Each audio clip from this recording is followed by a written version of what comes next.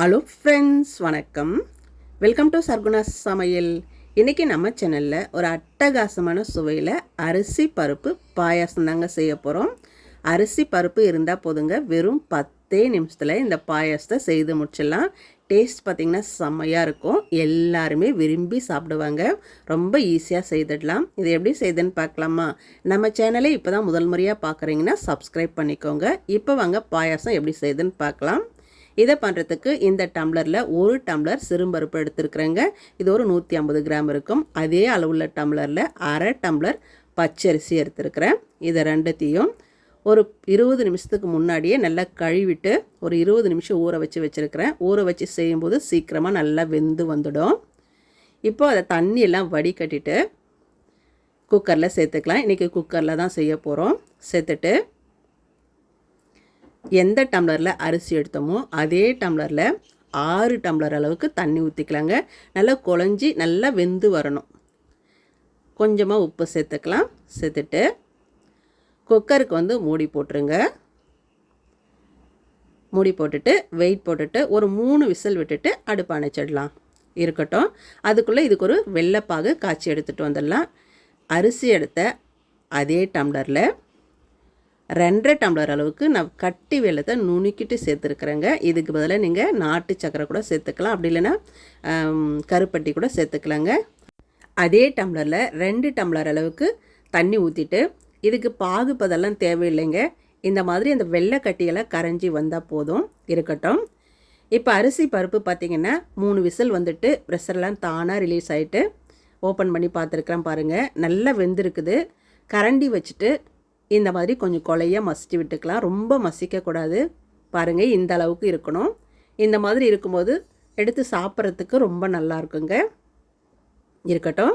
இப்போ பாகு காய்ச்சி வச்சு இல்லைங்களா, அதை வடிகட்டிட்டு நம்ம சேர்த்துக்கலாம். தூசி மண்ணது இருந்தால் ஃபில்டர் ஆகிடும். சேர்த்துட்டு கரண்டி வச்சுட்டு ஒரு 4-5 நிமிஷத்துக்கு நல்லா கலந்து விட்டுக்கலாங்க. பருப்பு சேர்த்துருக்கிறதுனால நல்லா திக்காயிட்டு வந்துடும். கொதிக்க கொதிக்க நல்லா திக்காயிட்டு வருங்க. இப்போ பாருங்கள், ஒரு 4-5 நிமிஷம் நல்லா கொதிச்சிடுச்சு. பாயசம் பாருங்கள் நல்லா திக்காயிட்டு வந்துடுச்சு.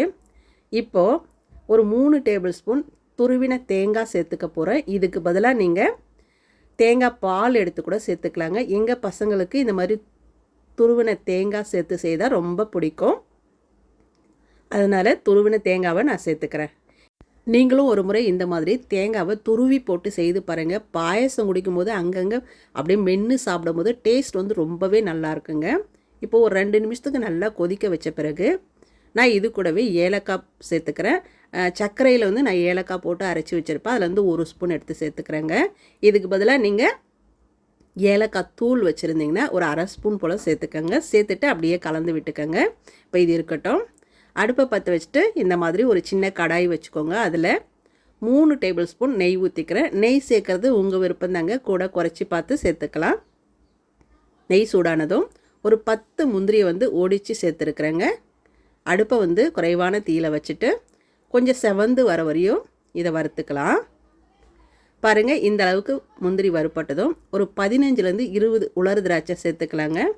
இதையும் சேர்த்துட்டு இந்த திராட்சை நல்லா பபிள்ஸ் மாதிரி உப்பி வரும். அது வரையும் இந்த மாதிரி வறுத்துட்டு அடுப்பை ஆஃப் பண்ணிவிட்டு அப்படியே எடுத்து பாயசத்தில் கொட்டிக்கலாம். ரொம்ப நல்லா இருக்குங்க. எல்லாத்தையும் இந்த மாதிரி சேர்த்துக்கங்க. சேர்த்துட்டு ஒரு முறை நல்லா கலந்து விட்டுருங்க. அவ்வளோதாங்க. அட்டகாசமான சுவையில் அரிசி பருப்பு பாயாசம் சூப்பராக தயாராகிடுச்சு பாருங்கள். ஒரு முறை இந்த மாதிரி பாயாசம் செய்து பாருங்கள். திரும்ப திரும்ப செய்ய சொல்லி கேட்பாங்க. அந்த அளவுக்கு ருசியாக இருக்கும். எப்பவும் ஒரே மாதிரி பாயாசம் செய்யாமல் அரிசி பருப்பு வச்சு பாரம்பரிய முறையில் இந்த தமிழ் புத்தாண்டுக்கு இந்த மாதிரி பாயாசம் செய்து பாருங்கள். எல்லாருமே விரும்பி சாப்பிடுவாங்க. செய்த உடனே காலி ஆகிடும். அந்த அளவுக்கு ருசியாக இருக்கும். எல்லாருக்குமே ரொம்ப பிடிக்கும். இதே மாதிரி நீங்களும் செய்து பாருங்கள். செய்து பார்த்துட்டு எப்படி வந்ததுன்னு கமெண்ட்டில் சொல்லுங்கள். இந்த வீடியோ பிடிச்சதுன்னா சர்குணா சமையலுக்கு சப்ஸ்கிரைப் பண்ணுங்கள், லைக் பண்ணுங்கள், கமெண்ட் பண்ணுங்கள். மறக்காமல் உங்கள் தெரிஞ்சவங்களுக்கு நிறைய ஷேர் பண்ணுங்கள். அப்படியே பக்கத்தில் இருக்கிற பெல் பட்டனையும் அழுத்தி விடுங்க. நன்றி.